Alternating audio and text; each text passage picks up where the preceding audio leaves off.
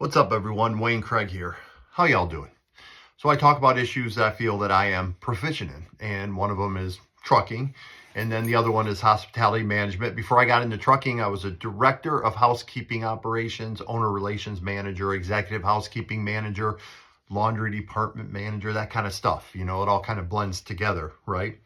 And did it for 7.5 years. Pretty good at it. I opened up the Ameristar Casino Black Hawk, the Black Hawk Ameristar Casino Hotel Spa when they opened up in 2008. 530 some rooms. We did 2.9 million pounds of laundry, and Ecolab said it was the best run laundry department west of the Mississippi. So I was very proud of that. And I was a director of housekeeping operations in Pacific City. And then I was also director of housekeeping operations and owner relations manager in the #1 place to get married in the United States on San Juan Island for two years, 1 year, 2 years. Two wedding magazines had San Juan Island in one resort in particular, the #1 place to get married, and I worked there and was pretty good at it. And owner relations manager is there as well. When I was in Pacific City, I oversaw $42 million, $500,000 homes, and then in San Juan Island, it was 18 homes, very high luxury, and I was able to bring on probably 4 or 5 more from the owners over there that were very particular. Airbnb, that was a resume, quick one. Airbnb's stock is tanking. I've talked about this before. None of you have probably seen my videos, but I believe on this TikTok or all my other social media pages, I am kind of the expert on what's going wrong with Airbnb. Airbnb is losing it because they have left it up to the owners of the home. Their promise was to the owners, cut out the middleman. Me, when I did it, I was the middleman. I was owner relations manager. I was the person that talked to the guest. I was the cooler, the person that would talk to the guests and not the owners. And Airbnb thought, oh, it'd be a great idea. And at first it was. And then the owners do owner things. If you didn't know this, these owners are kind of eccentric. In fact, some are a little bit weird. And this is what's going on with Airbnb now, because you're getting asked to do all this cleaning, pay a cleaning fee of $75, $100, $150, $200 for a cleaning fee. They're asking you to do all the cleaning because the owners have gotten totally involved. They become cheap.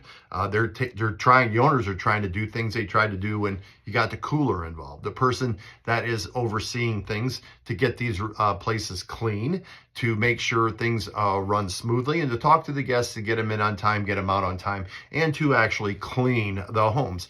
And when you pay a cleaning fee and you're asked to do 10 different things, why are you paying the cleaning fee? Because the owners have gotten cheap and don't want to have other people clean, and they're trying to clean it as well. They're trying to clean up. They're trying to take your money. They're trying to take every cent that they can. This is what the owners do. They have multi-million-dollar homes. They take care of the pennies. The dollars take care of themselves. They've been like this. But if you don't have the cooler, they're dealing directly with the guests, and the guests have said, F off. We've had enough. Their stock is tanking. And it's because they've left it up to the owners to make smart decisions for guests. It doesn't work long term. It just doesn't. Having dealt with hundreds of that one place, I took care of 42 homes. And at the real high-end place to get married is 18. And I was brought on because 3 owners had left because they were so bad at what they did in housekeeping. And the guy who, unfortunately for me, was the worst boss I personally have ever worked for my almost 60 years. He was the absolute worst. He sucked at what he did, and he was a pure asshole. And they left. And when I came on board, it was up to me to try to bring him back into the pool, which I did. And then during the Great Recession, I had a few banks that actually got involved that had foreclosed on homes and were in the rental pool when I was there as well. I was good at what I did. I was a cooler. I was a person in between, the owners of banks and the guests. I was the one who talked to the guests. And then, I was the one who had to fix issues, right? But Airbnb has decided that the owners can fix the issues. No, they can't. What they can do is make money. They're great at making money. They're great at it. That's why they own the homes. But they're not good at making your hospitality stay good. and for you to enjoy it, because they're asking you to do unreasonable things because they don't even want to bring a housekeeper anymore, because they're going to go in there and clean it half-ass, and they want you to do a lot of the stuff they're asking you to pay. It's caught up to them. Their stock is tanking. Will this keep going? I think it'll go in a smaller form, but I'm telling you right now, it's tanking because Airbnb tried to take the middle guy out, the person that can talk to people on a human level, people that can have a situation, a really bad situation, and make it at least reasonable. And these owners can't. They have no idea how to do that. And they're asking people in the Airbnb all these rules, and they've been stung. And, that's the thing is guests do crazy things. And then when they do crazy things, the cooler comes involved, right? Me.